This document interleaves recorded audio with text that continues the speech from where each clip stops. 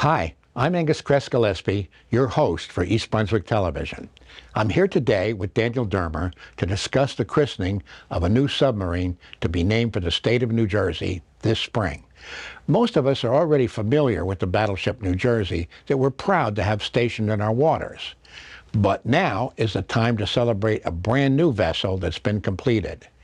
This new vessel is not a giant battleship like the battleship New Jersey.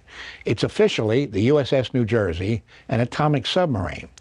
This sub was first talked about back in 1998 with a plan to build some 23 submarines per year. However, we've been waiting a long time for this one. Dan Dermer is here to tell us about this story, so it's my pleasure to welcome him to our studio today.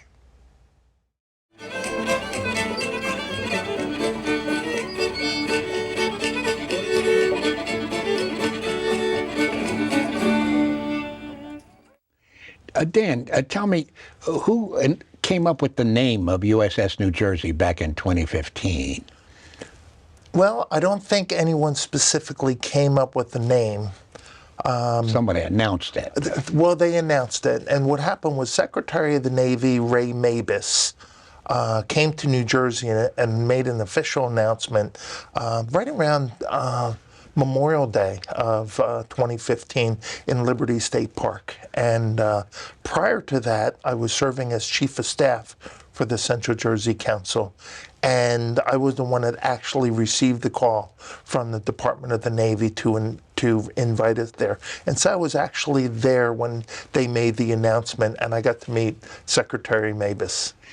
You know, that's interesting because that's almost 9 years ago. Mm-hmm. It's something that we as New Jerseyans can take pride in, the fact that a warship is being named for our state.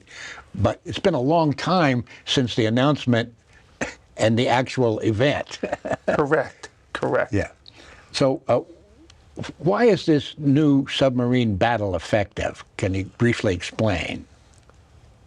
Well, yes, without getting in trouble with the Department of the Navy. The new USS New Jersey, SSN 796, is the latest nuclear attack sub. It is the fourth in the series of types of the new nuclear attack subs. And it's there to go along with the carrier battle group to provide security for the carrier battle group in the same way that a destroyer or other escorts would do, to provide surveillance and protection for the carrier, as well as to project power on shore. Tell us a little bit about the crest of the boat. Okay, very interesting. The crest has USS New Jersey, SSN 796, but then it's very personalized for New Jersey, as it would be if it was an Iowa or named after an individual. And the first thing that sticks out on the crest, which is usually a circular patch, is that there are horns and a tail. And that pays homage to the Jersey Devil, which is uniquely New Jersey. Yeah. The other thing that's on the crest, or the other item that's on the crest, which is also uniquely New Jersey, is Washington crossing the Delaware. Mm. And any student of history knows that that was a very, very critical time in the War of Independence, and it is remembered on that patch.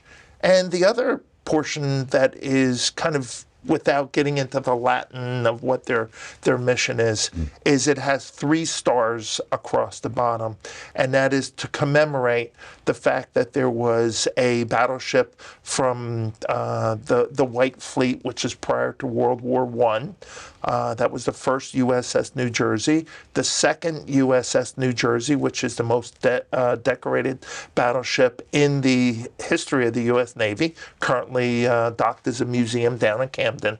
And now this is the third in the line. And I believe there's other 2 little pictures of the USS New Jersey that's in Camden and the other battleship. And can you tell us, where was it built? It was built down in Newport News.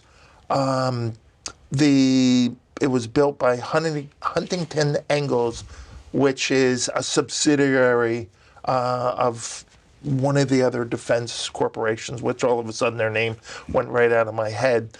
But it was built down there, and it's been under construction for about two and a half years. Hmm. And what's the size of the crew? Well, without getting into details that can get us both in trouble, I understand that the crew, between officers and enlisted sailors, numbers about 120. And what's different with the crew of the new USS New Jersey is that it is a nuclear attack sub. So everybody's watched the movies and they see what they call the boomers, the big submarines that launch intercontinental ballistic missiles. Well, this is a nuclear attack sub, so it's significantly smaller. And all of the other larger submarines, as well as the ships in the Navy, all have male-female crews.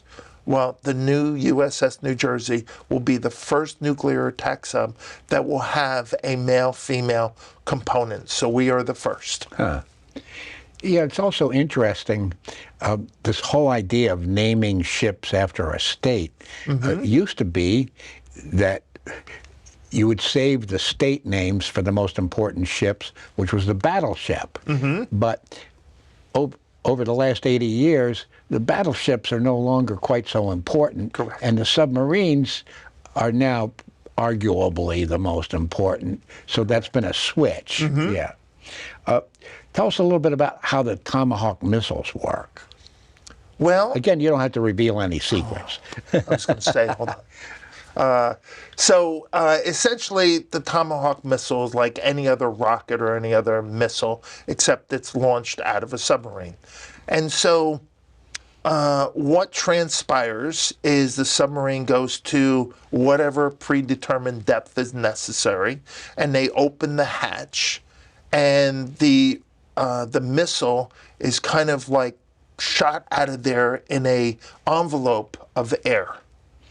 And it isn't until that it breaks the surface of the water before the rocket motor ignites, and then it performs exactly like any other missile, where it just takes off and it goes through the atmosphere to its intended target.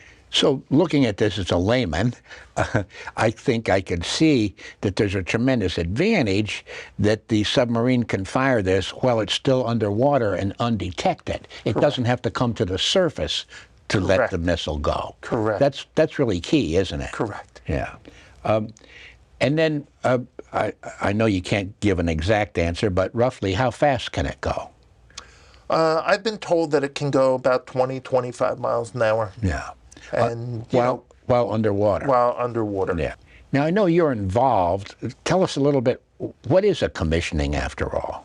Okay, so commissioning is an event that has its traces probably way back to our ancestors in Great Britain, and probably even before that. It's a ceremony. It's a ceremony, and essentially what it is that is the moment that the USS New Jersey will go from being a pre-commissioning unit, because it's not a USS yet, it's actually a PCU, pre-commissioning unit.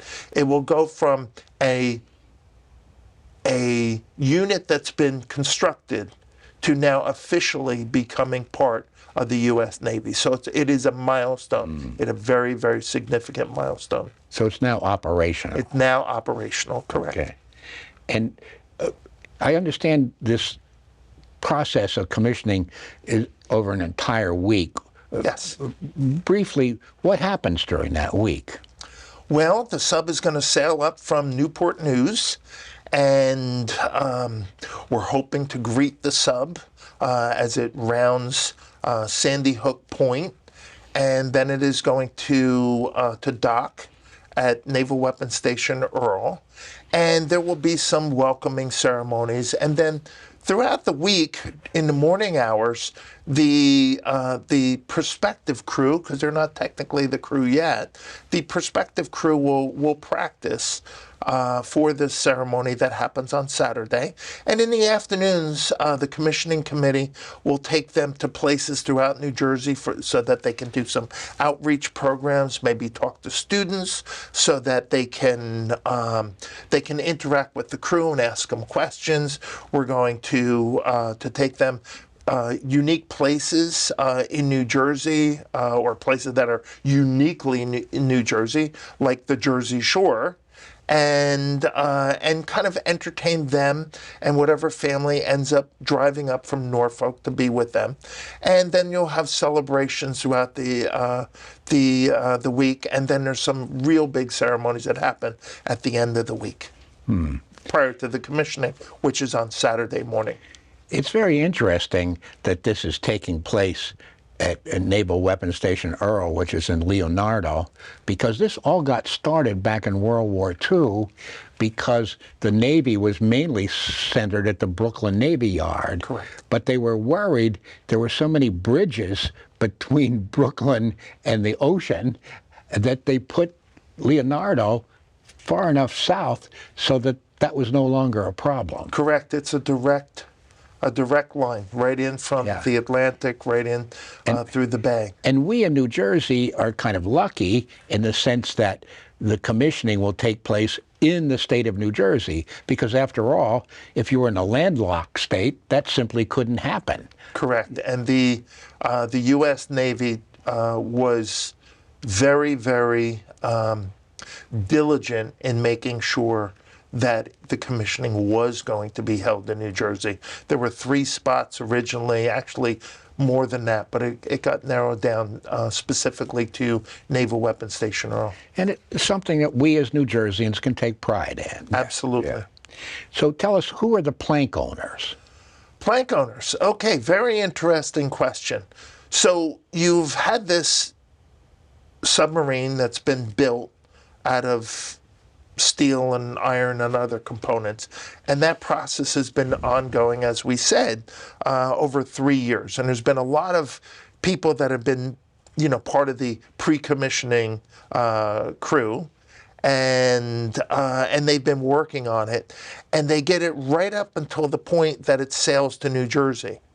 And once it sails to New Jersey and it is commissioned, the only people that are considered plank owners are the people that are actually members of the crew on the commissioning. On commissioning day. On commissioning day. On commissioning day. So if you arrive in New Jersey on Monday to sail back to Norfolk with the sub, you're not a plank owner. And if you've been there for 3 years, but you didn't show up in New Jersey, you're not. And I think that pays homage to the fact that, when we used to build warships or any ships, they were made out of wood, and they were called, you had planking for the deck. But it is really an honor to be a plank owner for any unit at all. How does a sub get from Newport News to Leonardo with no crew? They do have a crew on board. The crew is going to staff it, and they will drive it up. That's what they call it. They'll drive the sub up, and they're just not, and I'm not really sure exactly how the Navy terms it. They are U.S. Navy submariners. They are assigned to the PCU New Jersey, and then as soon as they're commissioned, they become members of the crew of the USS New Jersey. Now, when we've entertained them up here, because we've had trips, they have on their sleeve or on the top of their shoulder board, and it does say USS New Jersey currently. What happens on the Friday evening before the commissioning? Okay, so that's a real big party. I don't know if it's real. The commissioning is on a Saturday. The commissioning is on a Saturday. So this is the evening before. It's called the Chairman's Reception. It's a private event. And essentially what it's for is for the several members of the crew, but most importantly, a lot of the senior ranking officers, the captain, the executive officer, and the person that we call, or that's known as the cob, the chief of the boat. And they're all there at this big dinner.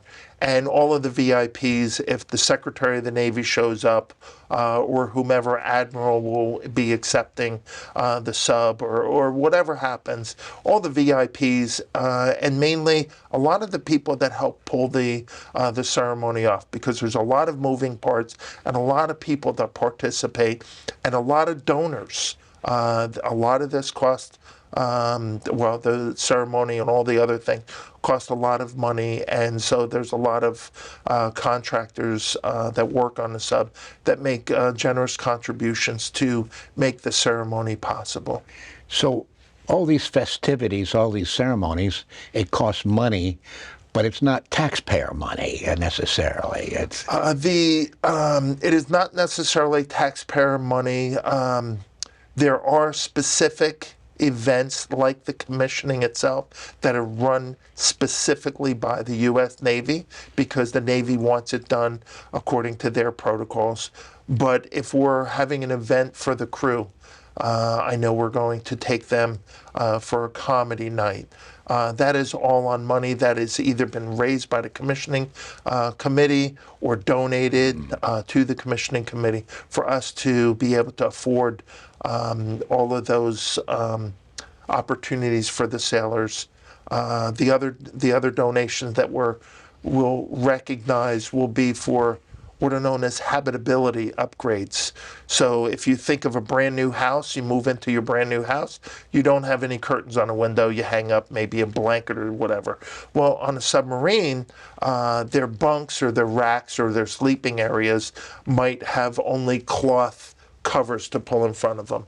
And so with a lot of these donations, we do upgrades to where it's something that is a little bit better or a little bit fancier, or something that might have, New Jersey and you perfect together, or something that is uniquely New Jersey. And those are known as habitability upgrades. And so that's what we recognize, and that's what the Navy is recognizing on the chairman's reception. I noticed when you're talking about this new submarine, you refer to it as a boat. And you don't refer to it as a ship. That's very interesting custom. They call it a boat. A ship evidently sails on top of the water, and then there's the distinction that has gotten me in trouble before, where I've called a boat a ship or a ship a boat, and then would, when I was very early in my Navy League career, and then I would be sat down and talked to, this is how you differentiate. Yeah, because you're not a Navy veteran yourself. I am not. No, I was a volunteer firefighter. So what happens at the Saturday morning breakfast? All those VIPs that were at the chairman's reception the night before will all gather, and so that they do not have to go through the lines for that will be established for security and such, because there will be several thousand people that will be invited to the commissioning. And so all the VIPs will assemble in one area, and then the Navy will bring them directly from that breakfast, where they will welcome them, and will bring them directly to the dais for convenience sake. And then tell us, what happens at the location of the commissioning ceremony itself? Ironically, we just got a mock-up of exactly how they're going to do things. So the reason why they chose Naval Weapons Station Earl is because they have a pier which can accommodate those, the chairs, as well as, large screens and a dais for all the dignitaries. But then there's also room, as well as security, to protect the newest of the submarines that are entering the fleet. And so that's essentially why Earl was chosen. And then tell us, what happens at the post-commissioning ceremony? Well, people like me will loosen their ties and will sit back and have an opportunity to talk to the crew, or any of the guests that are there will have an opportunity to talk to the crew. There will be refreshments and probably some semblance of a lunch. I believe the sub will be open for a tour But if you have 3,000 people, you're not going to be, having an extended tour. You'll go into the sub and take a quick walk, and then you'll exit. But it'll be kind of just a get-together and a get-to-know one another. And for the crew, most importantly, to meet a lot of people from New Jersey. And so how do you go about building a relationship between the crew and the state of New Jersey? Okay, so that is really where the New Jersey Commissioning Committee really was able to take not only an active part and a leadership role, but really to make that connection. Because you figure, as a matter of fact, there is only one sailor on board the New Jersey that has any real ties to New Jersey. So you have all these sailors that most of them have never even been to the state of New Jersey. So you want them to have pride. It's like any team. You want them to be supportive of the team. And so over the course of the last 2.5 to 3 years, the Navy has made members of the crew available to come up to New Jersey, and we've taken them aboard the battleship New Jersey in Camden, so they see their predecessor, they see their namesake. We've taken them around New Jersey. They've gone to Rutgers University, where they've interacted with a naval ROTC unit there. They've gone to other schools. They've gone and they've done outreach programs. We just had a big rainstorm where we have a lot of floods in New Jersey now that we're dealing with. A couple of years ago, there was a flood, and Manville was hit very hard with the flood. And we happened to have a crew visit up at that point, and they went to Manville and they were helping residents clean up and help out. And so that's what happened. We've taken them to a diner where they've had pork roll, and unique New Jersey things where.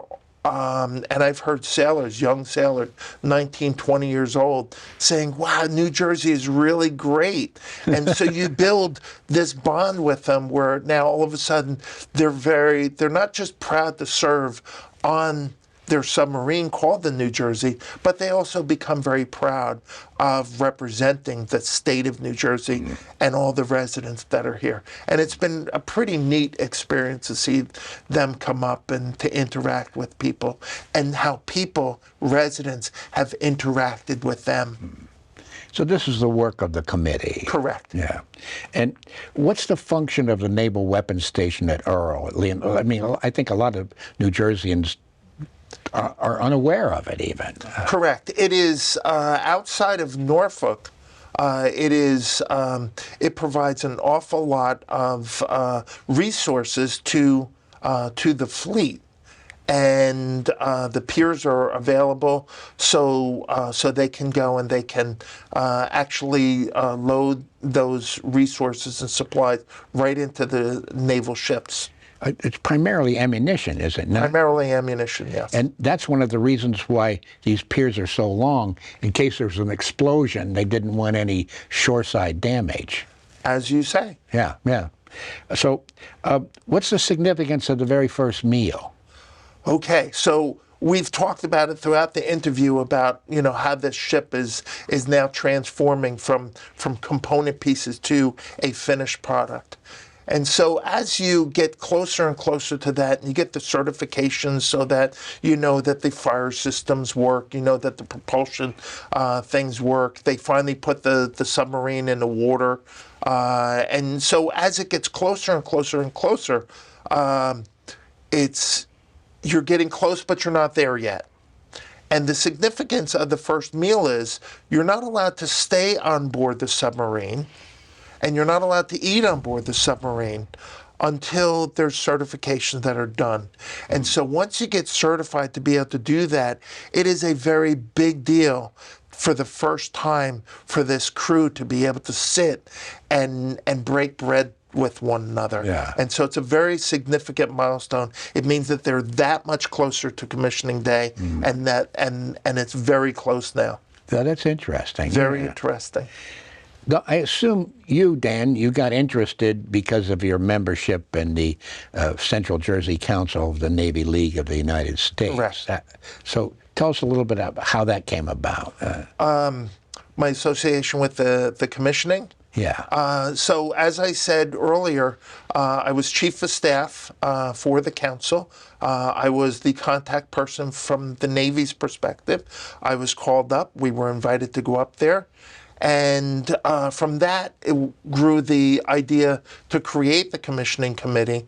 And I was actually the one who sat down with an accountant and actually filled out the paperwork to create the commissioning committee. And you were secretary. I'm secretary of the commissioning committee now. Well, why not president? You know, everybody asks me that because I was right there and could have put my name in. A dear friend of mine, Steve Hutton, who's currently the president, was along with us at the naming ceremony.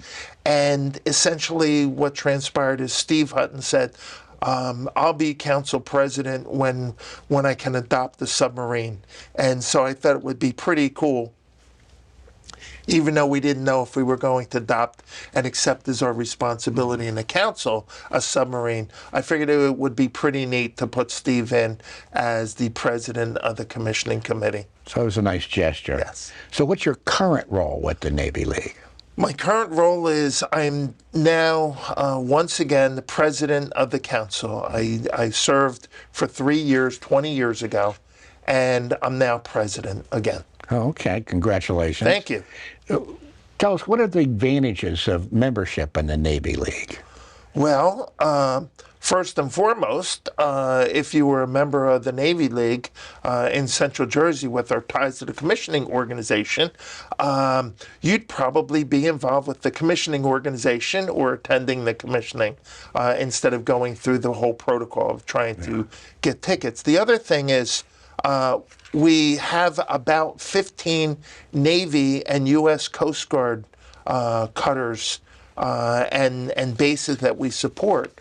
And we're always doing things for not just the bases, but specifically for the sailors, for their families. And so we interact an awful lot with them. We sponsor Sailor of the Year awards, so the best of the best are recognized by each unit. We have a dinner that's actually coming up. We're going to recognize them. We're going to bring them to the dinner and have these young sailors get a moment in the spotlight for their accomplishments. And that's just a little bit of what we do. And then, if our viewers are interested, how could they join up? Well, there's the Central Jersey Council is part of the larger Navy League of the United States, which is nationwide, actually worldwide, created by Teddy Roosevelt. So the Central Jersey Council is not something that we in New Jersey thought up. It's got ties for over 100 years, obviously. And they can go to our website, which is cjnlus.org, and they can find out more about what we're doing locally. They can find out about those units that we sponsor, exactly what we do in our sponsorship and accepting responsibility for them and their families. And then by way of the national website, they can go and they can sign up, and they have a $25 electronic membership, which is probably the most economical, and in the days of email and electronic everything, it's probably the best way to go. So that's only $25. Well, Dan, I want to thank you for your participation here on East Brunswick Television. This is a very fascinating story, and I think it's something that we as New Jerseyans can take great pride in. Absolutely. Thank you for having me.